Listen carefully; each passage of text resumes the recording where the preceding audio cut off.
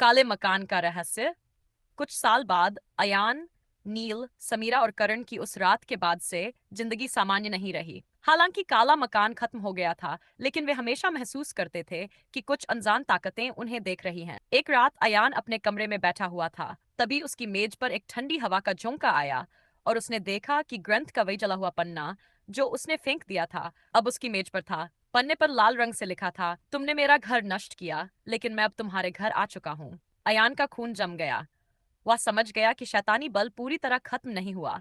उसने तुरंत नील, समीरा और करण को बुलाया और उन्हें यह बात बताई। चारों ने मिलकर तय किया कि वे इस बार इस रहस्य को पूरी तरह खत्म करेंगे। उन्होंने पुराने ग्रंथ और काले मकान से जुड़े इतिहास की गहराई से पड़ताल करने का फैसला किया। समीरा को याद आया कि गांव के पुराने मंदिर के पुजारी ने कभी इस मकान को श्रापित बताया था। वे चारों पुजारी के पास गए। पुजारी, जो अब काफी बूढ़ा हो चुका था, उन्हें देखकर बोला, तुमने शैतान को छेड़ा है। वह अब तुम्हारा पीछा नहीं छोड़ेगा। उसे खत्म करने का एक ही तरीका है, तुम्हें उसकी उत्पत्ति की जगह पर जाना होगा। नील ने पूछा, यह जगह कहाँ है? पुजारी ने बताया कि काला मकान जिस जगह बना था, वहां पहले एक प्राचीन काली पूजा स्थल था। वहां हजारों साल पहले एक शैतानी आत्मा को बुलाया गया था, जिसे अधूरा छोड़ दिया गया था। भयानक जंगल का सफर। चारों ने तय किया कि वे कि उस जगह पर वापस जाएंगे। इस बार उनके साथ एक पुरानी किताब थी, जिसमें उस शैतानी आत्मा को हमेशा के लिए खत्म करने का मंत्र लिखा था। लेकिन पुजारी ने चेतावनी दी, यह आसान नहीं होगा। वह आत्मा अब पहले से ज्यादा शक्तिशाली है। वे रात के समय जंगल की ओर निकले। अंधेरा इतना घना था कि टॉर्च की रोशनी भी बेअसर लग रही थी। रास्ते में उन्हें कई डरावनी आवाजें सुनाई दीं। बच्चों के रोने की आवाज, किसी के कदमों की आहट और अजीब सी फुसफुसाहट। जंगल के बीचों बीच पहुंचकर उन्हें जमीन पर एक बड़ा निशान मिला, जो किसी पुराने पूजा स्थल का अवशेष था। निशान के चारों ओर जली हुई मोमबत्तियां और खून के धब्बे थे।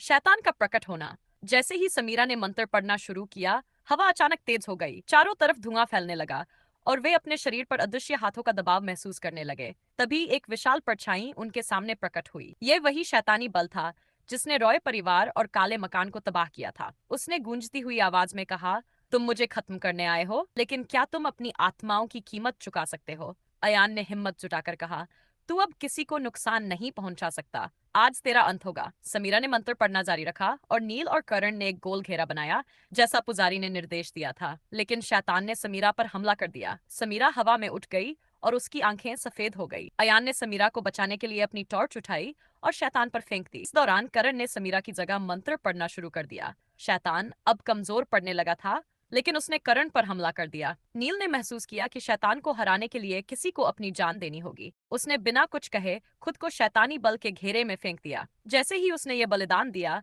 शैतानी परछाई चीखते हुए गायब हो गई और पूजा स्थल अचानक शांत हो गया। जब सब कुछ सामान्य हुआ तो नील वहां नहीं था। वह पूरी तरह गायब हो चुका था। समीरा रोते हुए जमीन पर बैठ गई। करण और अयान ने उसे संभाला, लेकिन वे जानते थे कि नील का बलिदान व्यर्थ नहीं गया। पुजारी के पास लौटने पर उन्होंने ये घटना बताई। पुजारी ने कहा, तुमने उसे खत्म कर दिया है, लेकिन हर बलिदान की कीमत होती है। नील अब कभी वापस नहीं आएगा, लेकिन उसकी आत्मा ने दुनिया को एक बड़ा खतरा खत्म करने में मदद की है। अंत या एक नई शुरुआत। कुछ हफ्तों बाद अयान अपने घर में सो रहा था। आधी रात को उसे खिड़की पर खटखटाने की आवाज सुनाई दी। उसने खिड़की खोली तो देखा, नील वहां खड़ा था, लेकिन उसका चेहरा सफेद था और उसकी आंखें काली थीं। उसने बस एक ही बात कही, यह खत्म नहीं हुआ है। क्या शैतानी बल ने खुद को किसी और रूप में बचा लिया है? यह रहस्य अब भी बाकी है।